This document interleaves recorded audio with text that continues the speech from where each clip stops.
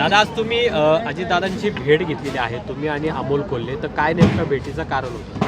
अमोल कोल्हे साहेब तिथे गेले होते, त्यांच्यावर इतरही सर्व कार्यकर्ते होते. गेले काही तास मी इथं भीमतडीमध्ये आहे. आज शेवटचा भीमतडीचा दिवस होता. आजसुद्धा बघितलं तर 55,000 लोक एका दिवसात भीमतडीला इथं आले होते. त्यामुळे मी गेले काही तास इथं असणारे बचत गट, आमचे सर्व जे ॲग्रिकल्चर डेव्हलपमेंट ट्रस्टचे जे सर्व पदाधिकारी आहेत त्यांच्याशी चर्चा करत आहे. त्यांची काय चर्चा झाली अमोल कोल्हेंची आणि आमच्या सर्व नेत्यांची या बाबतीतली मी माहिती अजून घेतलेली नाही, पण ती माहिती घेतल्यानंतर नक्कीच या बाबतीत उद्या सांगेन. माझी गाडी तिथं होती, कारण मी गाडी माझ्या काही पदाधिकाऱ्यांना दिली होती. त्यांनी मला इथं ड्रॉप केलं आणि मी आत्तापर्यंत इथं आहे. आता 12:30-1 वाजलेले आहेत रात्रीचे. त्यामुळे मी अपडेट अजून घेतलं ना, ते अपडेट घेतलं आपलं सांगितलं. नाही पण तुम्ही होते ना बैठकीला दादा घरामध्ये. तुम्ही जिजाई बंगल्याच्या बाहेर तुम्ही दिसलेला आहे कॅमेरामध्ये.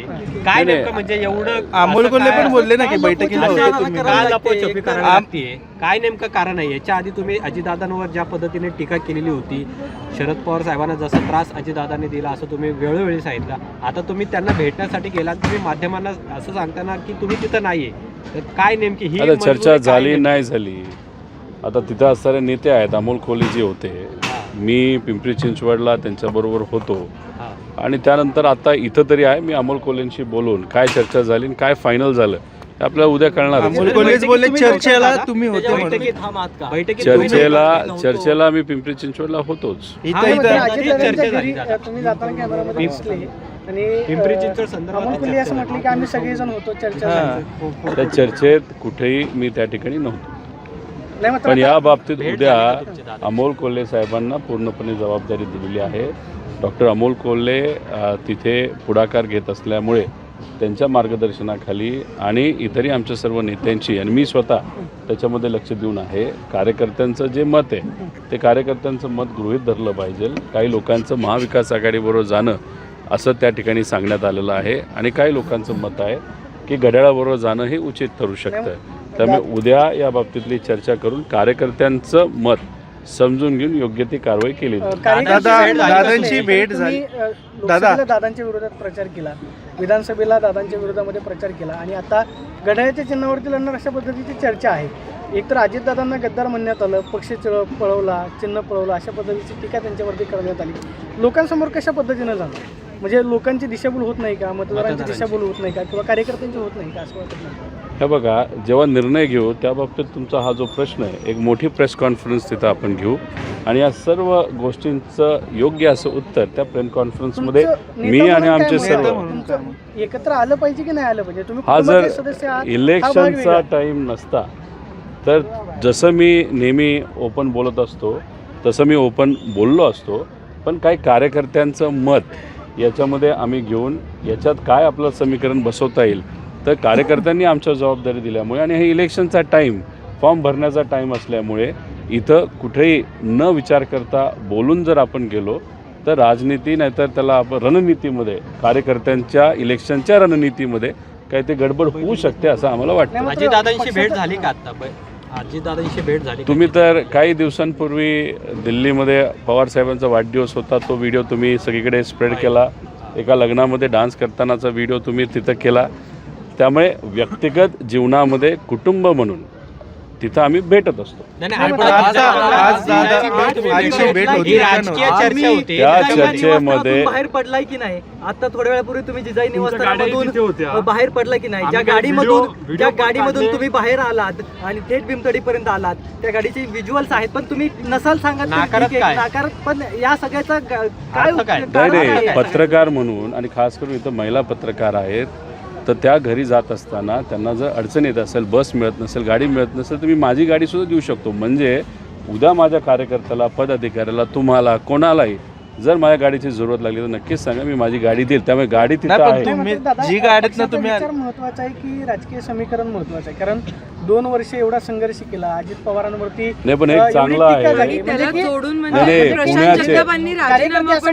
की जर 2 राष्ट्रवादी एकत्र होणारच होत्या तर मग कार्यकर्त्यांना एक कसं आहे, पुण्याचे पत्रकार फार फार जुन्यापासून आम्ही ओळखतो, फार हुशार आहेत तर नगर परिषदेमध्ये पत्रकारांपैकी ज्या पद्धतीने आपण राजकीय भाषा इथं करत आहात, त्यामुळे उद्या जाऊन जर तुम्हाला असं वाटलं की भाजपच्या विरोधात लढण्यासाठी तुम्हाला तिकीट पाहिजे असं नक्की सांगा, तेही तिकीट आम्ही तुम्हाला देऊ.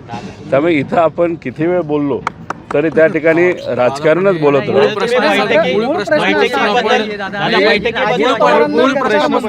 आपण वेगळेच उत्तर देतात असं आम्हाला वाटतंय. मूळ प्रश्न एवढाच आहे की तुम्ही त्या ठिकाणी बैठकीला गेला होतात का नव्हता गेला. मी मगाशी मराठीत सांगितलं, आता कुठल्या इतर भाषेत बोलू. त्या ठिकाणी गोष्टी अमोल कोल्हेंनी पण केलेल्या आहेत. आम्ही त्या चर्चेत पवार आज असं लपवाछपवीसाठी का प्रयत्न करतायत? हे बघा, तुमच्याकडे व्हिज्युअल आहेत, त्या व्हिज्युअलचा तुमच्यासारखी व्यक्ती होती आणि तुम्ही मीडियाशी एवढे कनेक्ट आहात, असं असताना सुद्धा तिथं मीडियाला जोरात गाडी बाहेर आणण्यात आली आणि इथं आणण्यात आली आणि त्यानंतरही तुम्ही म्हणता की तुम्ही त्या बैठकीत नव्हता. असं काय म्हणजे लपवलं जाते? हे बघा, माझे जे ड्रायव्हर आहेत आणि PA, जर काहीतरी मिसकम्युनिकेशन झालं आणि त्यांना कळालं काहीतरी चुकले, ते थोडे घाबरतात.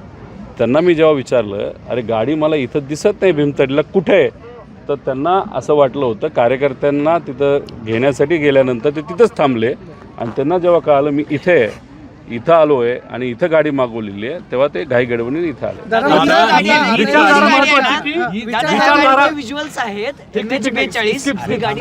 माझ्याकडे दादा हीच गाडी जेव्हा बंगल्यातनं बाहेर माझी पडली, मर्सिडीजची तेव्हा- पण गाडी आहे. मान्य दादा, तुमची मर्सिडीज आम्हाला माहिती आहे, पण ही गाडी जेव्हा अत्यंत वेगाने बाहेर पडली तेव्हा तिथे जर बॅरिकेड नसते तर 100% आज तिथे पत्रकारांचा देखील जीव गेला असता. तुम्ही जर तिथे CCTV ऐका, please. ड्रायव्हरवर कारवाई करतो तुमच्या वतीने, एवढं तुमच्या वतीने. नाही, चांगली झालं गोष्ट ही सांगितली. आत्ताच्या आत्ता लागलं तर त्या ड्रायव्हरला मी कामावरनं काढतो. गरीब ड्रायव्हर आहे, पण पत्रकार हे महत्वाचे, त्यांच्यावर मी लगेच कारवाई करतो. त्यांना नोकरीवर अशी काय परिस्थिती निर्माण झाली की इतकं फास्ट ते गाडी चालवत पत्रकार पण एक समोर वेळ होते, मान्य करू थांबवण्याचा दादा प्रयत्न की तुम्ही करत होते. बैठकीमध्ये नाही, नव्हते. मी मात्र झापतो आता- त्याला नाही, जरा, एक वेळ तुमच्या मान्य करू की तुम्ही बैठकीमध्ये नव्हता असं तुम्ही सांगताय. मात्र आता आम्ही जे रोहित पवार पाहिलेले, अजित पवारांना पक्ष गेला, चिन्ह गेलं, त्याच्यानंतर रोहित पवारांनी प्रचार केला.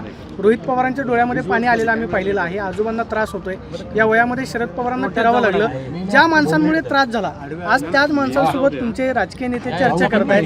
हे राजकीय दृष्ट्या योग्य आहे की भावनिक दृष्ट्या योग्य आहे? तुम्हाला नक्की काय वाटतं? कुटुंब म्हणून एकत्र आहेत का? मी मगाशी आपल्याला हेच सांगितलं की या बाबतीतली स्पेसिफिक प्रेस कॉन्फरन्स आपण घेऊ आणि त्याच्यामध्ये जो कुठला तुमचा प्रश्न असेल, जर आम्ही निर्णय घेतला. नाही, मात्र तुम्ही आता उघडपणे काय म्हणून सांगत नाही? एकीकडे तुम्ही भाजपचा विरोध करताय, तेच अजित पवार भाजपच्या विरोधामध्ये बसतात आणि तेच अजित पवार जर तुमच्या महानगरपालिकेमध्ये तुमच्या सोबत आले तर मग मतदारांना नक्की काय सांगणार? नाही बघा, आता हा प्रश्न तुम्ही इथं मला विचारत आहात, या बाबतीत कुठेही फायनल त्या ठिकाणी झालेलं नाही.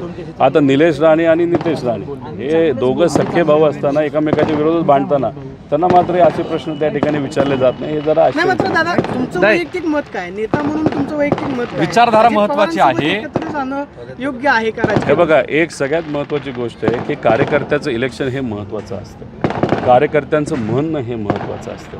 कुठल्याही इलेक्शनमध्ये लढत असताना यांच्याबरोबर आपण चर्चा केली पाहिजे, त्यांच्याबरोबर चर्चा केली पाहिजे आणि बहुतांश लोकांचं हे जर मत आलं तर त्याला मान सन्मान द्यावा लागतो. आणि त्या दृष्टिकोनातून पिंपरी चिंचवडला सुद्धा या बाबतीत चर्चा काही पदाधिकारी अजितदादांच्या पक्षाचे माजी आणि डॉक्टर अमोल कोल्हेंची त्या ठिकाणी झाली चहा पित असताना, आणि डॉक्टर अमोल कोल्हेंची दादांची चर्चासुद्धा त्या ठिकाणी झालेली आहे. तर उद्या या बाबतीत थोडंसं आता पुढं कसं जायचं या बाबतीत नक्कीच निर्णय कार्यकर्त्यांचं जर मत महत्वाचं असेल तर मग तिथे प्रशांत जगतापांचं मत महत्वाचं वाटलं नाही का तुम्हाला? ते कार्यकर्ते नाहीत का? 25 वर्ष त्यांनी तुमच्या पक्षामध्ये संघर्ष केला. शरद पवारांसोबत जेव्हा कुठलाही कार्यकर्ता पुण्यात नव्हता, प्रशांत जगताप त्यांच्याबरोबर होता. मग आता त्यांनी जेव्हा राजीनामा दिला तेव्हा कोणी त्यांना प्रतिसाद नाही दिला. काय वाटतं? एक तुम्ही समजून घ्या की प्रशांत दादा जगताप चांगला माणूस आहे. एखाद्या शहराचं प्रतिनिधित्व आपण जेव्हा एका पक्षाच्या माध्यमातून करत असतो तेव्हा बहुतांश लोकांना विश्वासात घेऊन आपल्याला योग्य असा निर्णय त्या ठिकाणी घ्यावा लागतो.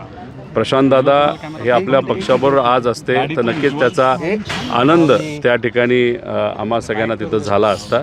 आता विषय एवढाच आहे की आज ते आपल्याबरोबर नसले तरी जे कोणी उमेदवार प्रशांत दादांच्या मार्गदर्शनाखाली आपल्या पक्षातून लढाई करण्यासाठी तयार होते त्यांनी आजच सुप्रियाताईंना 95% लोकांनी तिथं इंटरव्ह्यू हा दिलेला आहे. त्यामुळे प्रशांत दादा आमच्याबरोबर असते तर नक्कीच आनंद राहिला असता. चांगला कार्यकर्ता आहे तो, आज आपल्याबरोबर नाही, त्याचं दुःख आहे, पण त्यांची पूर्णपणे 95% टीम ही तिथं सुप्रियाताईंच्या इंटरव्ह्यूमध्ये त्या ठिकाणी उपस्थित होती. दादा MH42 BJ 3447 या नंबरची गाडी माझ्याकडे 17 गाड्या आहेत. नाही बरोबर, ही गाडी तुमची नव्हती, पण या क्रमांकाच्या गाडीत तुमच्यासारखी व्यक्ती दिसते जी अजित पवारांच्या बंगल्यामधून बाहेर पडताना कॅमेऱ्यामध्ये व्हिडिओमध्ये दिसते. तर तुम्ही होतात जिजाईमध्ये की नव्हतात? आता 10 वेळा तुम्हाला सांगितलं. मला एकदा शेवटचं उत्तर द्या, मी उशीर आलो. तुम्ही काय करा, हा जो व्हिडिओ आहे तुम्ही चालवत राहा. आता मी तुमच्यासमोर इथं उभा आहे, तुम्हाला सांगितलंय की तिथं आपले अमोल कोल्हे डॉक्टर जे होते त्यांच्या मार्गदर्शनाखाली मीटिंग झाली. तुम्ही होतात का नाही बैठकीला असाच अरे प्रश्न 10 वेळा मी सांगितलेलं आहे, नव्हतं तिथे. अजित पवारांसोबत जाणं नैतिकदृष्ट्या योग्य आहे की राजकीय दृष्ट्या समीकरण म्हणून जुळवणं योग्य आहे? आपण इथं बसण्याची पण व्यवस्था करू. हाच प्रश्न तुम्ही वेगळ्या वेगळ्या दृष्टिकोनातून वेगळ्या स्टाईलमध्ये विचारला तरी ह्याला वेगळं कुठलं उत्तर मिळणार आहे आपल्याला? आता साधारणपणे दोन्ही राष्ट्रवादी एकत्र येतील अशी चर्चा आहे. सो पिंपरी चिंचवडची जबाबदारी तुमच्यावर आहे. कुठले त्या ठिकाणचे मुद्दे आहेत ज्या याच्यावरनं चाचपणी केली जाते की तिथे एकत्र आहे? जसं पुण्यातले मुद्दे त्यांनी सांगितले. पिंपरी चिंचवडमध्ये झालं असं आहे की भाजपची सत्ता गेले काही वर्ष तिथं आहे आणि तिथं ज्या पद्धतीने काम केलं जातं, कॉन्ट्रॅक्टरला हाताशी धरून तिथे एक चेन केली जाते आणि त्या चेनच्या माध्यमातून खूप मोठ्या प्रमाणात पैसा हा तिथं काढला जातो. त्याच्याचबरोबर कचऱ्यापासून जे इतर काही गोष्टी आहेत तिथले जे कॉन्ट्रॅक्ट त्याच्यामध्ये सुद्धा चुकीच्या पद्धतीने काही गोष्टी झालेल्या आहेत. त्यामुळे स्थानिक लेवलची भाजप आणि त्यांचं करप्शन हा मुद्दा त्या ठिकाणी अतिशय महत्त्वाचा झाला आहे. त्यामुळे लोकांचं मत आहे काय समीकरण बसवायचं बसवा, पण भाजपच्याकडे खूप मोठा पैसा आहे, गुंडाशाही आहे. अशा लोकांना जर आपल्याला खाली उतरवायचं असेल तर वेगवेगळे समीकरणाचा अभ्यास करून ते अवलंबणं हे अतिशय महत्त्वाचं आहे. आणि त्याचाच एक भाग म्हणून एक आहे महाविकास आघाडी, त्याच्याच बरोबर अजितदादांचा पक्ष. मग त्याच भाजपसोबत तुम्ही जाताय, ज्या भाजपवर तुम्ही टीका करताय. अजित पवार तुम्हाला विचारलं नाही, किती महानगरपालिकेच्या 2 शहरांमध्ये हवेत असं कार्यकर्ते म्हणतात. मग मतदारांसमोर नक्की घेऊन जाणार कोण? तुमचा विरोधक कोण आहे? भाजप आहे की याआधी अजित पवारांची राष्ट्रवादी होती?